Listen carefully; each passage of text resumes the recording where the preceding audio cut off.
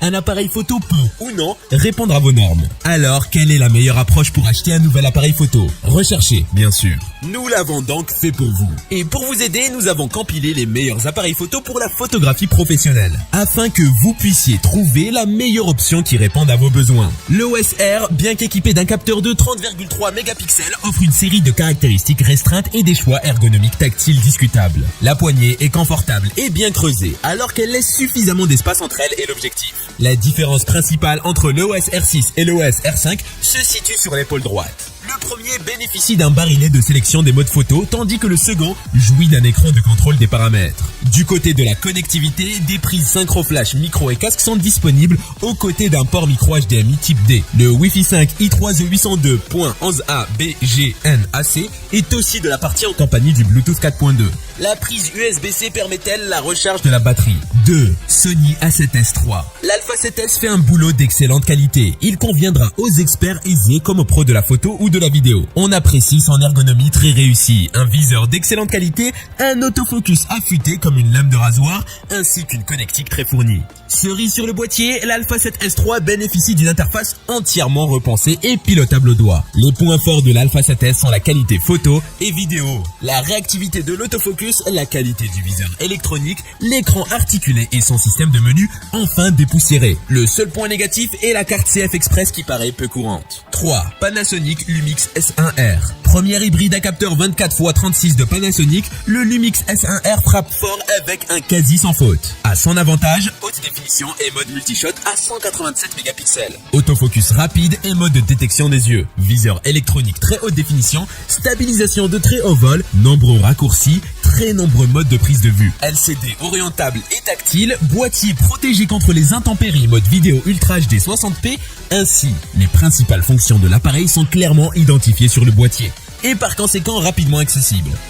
Si nous n'avons relevé aucune défaillance, son boîtier encombrant et anguleux, son poids élevé, visée moyenne en basse lumière, faible autonomie de la batterie et son design assez froid s'avère tout de même un peu décevant. 4. Nikon Z7 II. Pendant haute définition des hybrides 24x36 de Nikon, le Z7 II hérite comme le Z6 II d'un second lecteur de cartes au format SD cette fois, d'un second processeur X-Bid entièrement voué à l'autofocus, d'une nouvelle batterie plus endurante, des améliorations notables face à son prédécesseur qui font du Z7 II un boîtier performant et plus accessible que le nouveau Z9.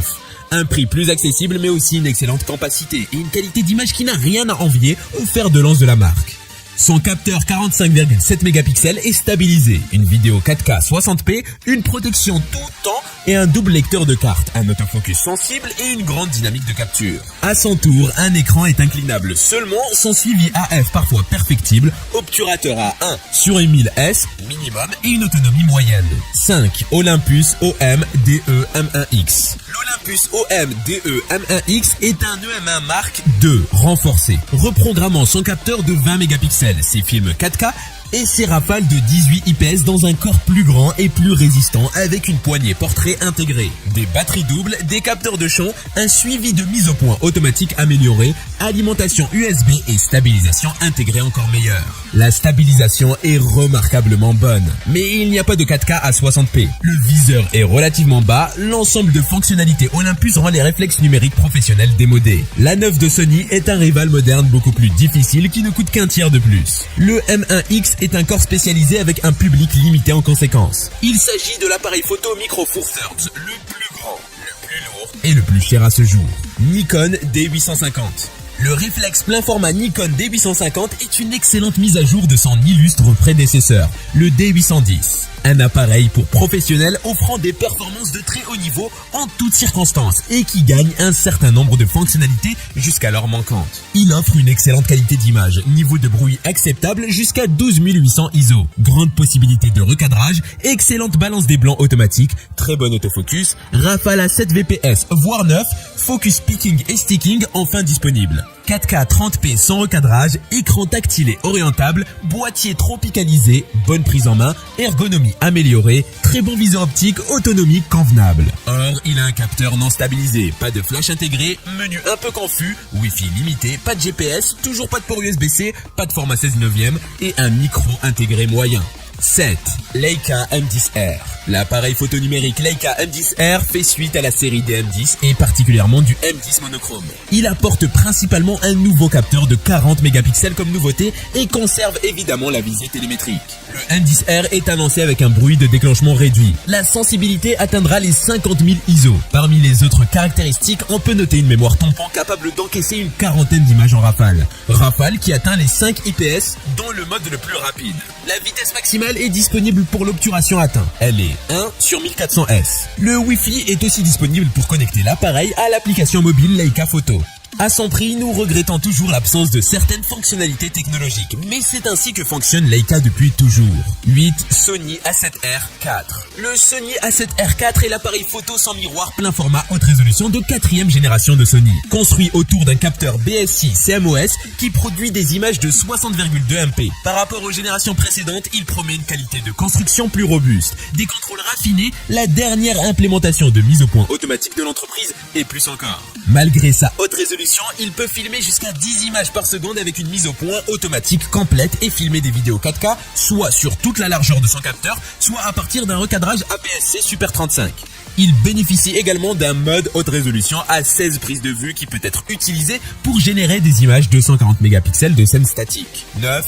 Blackmagic Pocket Cinema Camera 6K Pro.